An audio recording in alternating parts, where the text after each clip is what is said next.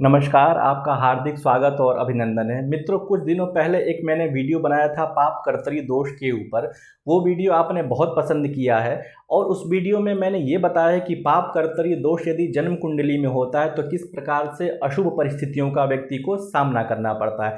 तो किसी यूज़र ने कमेंट करके लिखा और उन्होंने कहा कि आप इसका कुछ प्रमाण बताइए, शास्त्रों में इसका कहाँ पर प्रमाण दिया गया है, इससे कैसे बचा जाए, इसका क्या उपाय हो सकता है और क्या जन्म कुंडली में कुछ ऐसी ग्रह स्थितियाँ निर्मित होती हैं क्या कि जिससे इसका स्वयं ही परिहार हो जाए, मतलब उसका दोष हमें नहीं प्राप्त हो। तो इन सभी विषयों को लेकर के आज ये पुनः मैं दोबारा वीडियो बनाने वाला हूँ पाप कर्तरी दोष के ऊपर कि इसका ज्योतिष शास्त्र में कहाँ पर इसका प्रमाण प्राप्त होता है, इसके क्या उपाय किए जा सकते हैं और ये कितना खतरनाक होता है, इस विषय में समझने का प्रयास करेंगे। देखिए, पाप कर्तरी दोष से आप यह समझे कि कर्तरी शब्द का अर्थ होता है कैंची और पाप मतलब पाप ग्रह। तो कोई सा भी भाव जन्म कुंडली में जो हमारे 12 बॉक्स होते हैं, इन 12 बॉक्सों में, इन 12 भवनों में कोई सा भी भवन यदि दो पाप ग्रहों के मध्य फंस जाए, लेकिन वो भवन उससे आगे वाला ग्रह जो है वक्री होना चाहिए और पीछे वाला ग्रह मार्गी हो, तो वो भवन, उस बॉक्स को हम कहते हैं पाप कर्तरी दोष से युक्त। लग्न में बन जाए तो आपके शरीर को, स्वास्थ्य को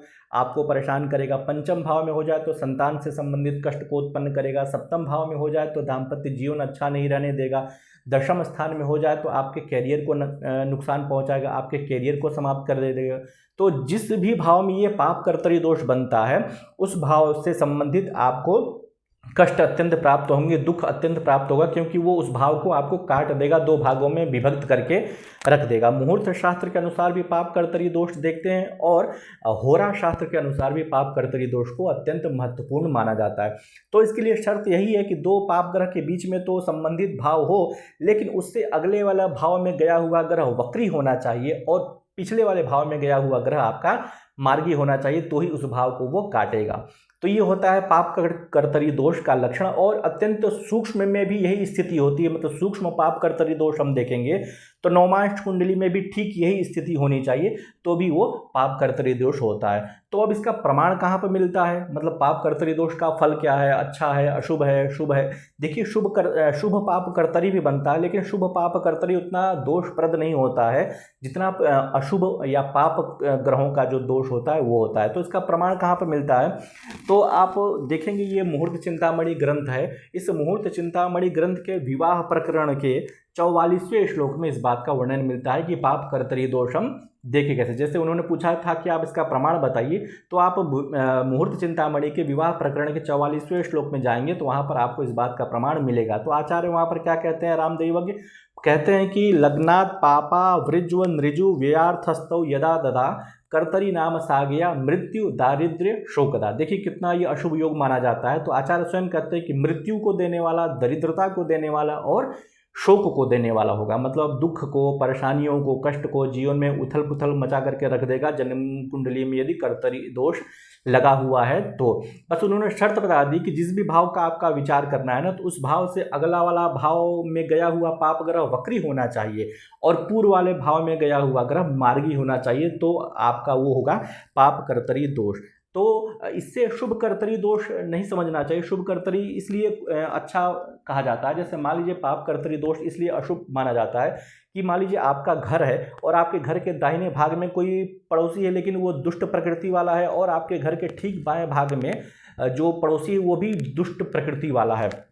तो इन दोनों से आप घिरे रहेंगे, दोनों पाप पड़ोसियों से आप घिरे रहेंगे, तो आपका मन, आपका शरीर, आपका व्यवहार इत्यादि वो सारे प्रभावित होंगे। जैसे मान लीजिए आपके दाहिने भाग में स्थित पड़ोसी आपको पत्थर मारे और बाएं भाग में स्थित पड़ोसी भी आपको उल्टा से पत्थर मारे, तो ये वक्री हुआ और ये मार्गी हुआ, तब जाकर आपको वो अत्यंत चोट करने वाला हो जाएगा। लेकिन यदि अग्रिम भाव वाला ग्रह मार्गी है तो सामने वाला पड़ोसी, आपका बाएं भाग में स्थित पड़ोसी, वो आगे की ओर पत्थर मारेगा तो उतना वो आपको कष्ट नहीं होगा। तो इसीलिए अग्रिम भाव में स्थित ग्रह को वक्री होना अत्यंत महत्वपूर्ण कहा गया है और पूर्व भाव में स्थित ग्रह को आपको मार्गी होना कहा गया है, तो ही वो आपको परेशान करेगा। लेकिन आप मान लीजिए जहाँ पर हैं वहाँ पर आपके जो दोनों पड़ोसी है, आपके दाहिने भाग वाला पड़ोसी और आपके बाएं भाग वाला पड़ोसी, दोनों यदि अच्छे हैं, व्यवहार कुशल हैं, मित्रता रखते हैं, तो फिर आपको कष्ट की उत्पत्ति ही नहीं होगी। मतलब आप भी प्रसन्न मन से उनके साथ अपना व्यवहार रखेंगे। तो ये होता है शुभ कर्तरी हो तो उतना परेशान आपको नहीं करेगा, लेकिन हाँ पाप कर्तरी दोष है तो निश्चित रूप से आपको परेशान करेगा। तो आचार्य ने स्वयं कह दिया, मृत्यु देगा, दरिद्रता देगा, शोक देगा। यदि धन स्थान में पाप कर्तरी बन जाए तो 100% दरिद्रता देगा। अष्टम स्थान में बन जाए पाप कर्तरी दोष तो आपको मृत्यु तुल्य कष्ट देगा। नवम स्थान में बन जाए तो दरिद्रता इत्यादि ये सारी स्थितियां उत्पन्न करता है, तो मृत्यु को भी देगा, दरिद्रता को भी देगा और शोक को भी देगा। अब इसका परिहार ज्योतिष शास्त्र के अंतर्गत क्या होता है, तो ठीक इसी ग्रंथ के आप इस 88 संख्यक श्लोक को देखेंगे, विवाह प्रकरण के ही 88 संख्यक श्लोक को देखेंगे तो इसमें आचार्य स्वयं कहते हैं कि इसका परिहार क्या है। तो आचार्य कहते हैं कि पापौ कर्तरी कारकौ रिपुगृहे नीचास्तगौ कर्तरी। उन्होंने 3 ऐसे लक्षण बता दिए, 3 ऐसी ग्रह स्थितियां बता दी जिसमें आपको पाप कर्तरी का दोष नहीं लगेगा। बहुत सारे आचार्य, बहुत सारे ज्योतिषी लोग जो होते हैं वो पाप कर्तरी का अर्थ ही नहीं जानते हैं, क्योंकि उनको पता ही नहीं है। वो ऐसा समझ लेते हैं कि किसी भाव के पूर्व वाले भाव में और किसी भाव के अग्रिम वाले भाव में पाप ग्रह है तो वो पाप कर्तरी हो गया, लेकिन ऐसा बिल्कुल नहीं है। आप इस भ्रम में बिल्कुल न पड़िएगा। अग्रिम भाव में गया हुआ ग्रह वक्री होना चाहिए और पूर्व भाव वाला ग्रह जो है मार्गी होना चाहिए, तो ही वो पाप कर्तरी दोष उत्पन्न करेगा, अन्यथा वो दोष नहीं होगा। पापाक्रांत जरूर दोष हो सकता है लेकिन पाप कर्तरी तो नहीं होगा। तो अब इसका 3 लक्षण क्या है, मतलब 3 परिहार इन्होंने क्या बता दिए। तो सबसे पहला कहते हैं कि यदि रिपु घर में गया हुआ, शत्रु घर में पाप कर्तरी ग्रह गया हुआ है तो आपको वो दोष प्रद नहीं होगा।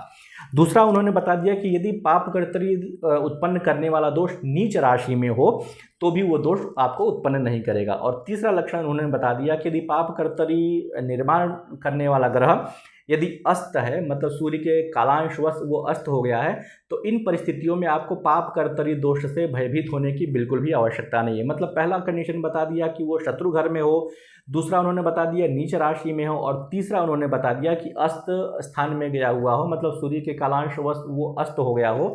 तो ऐसी स्थिति में पाप कर्तरी दोष आपको नहीं लगेगा जिस भी भाव में गया हुआ है। तो ये उसका होता है परिहार।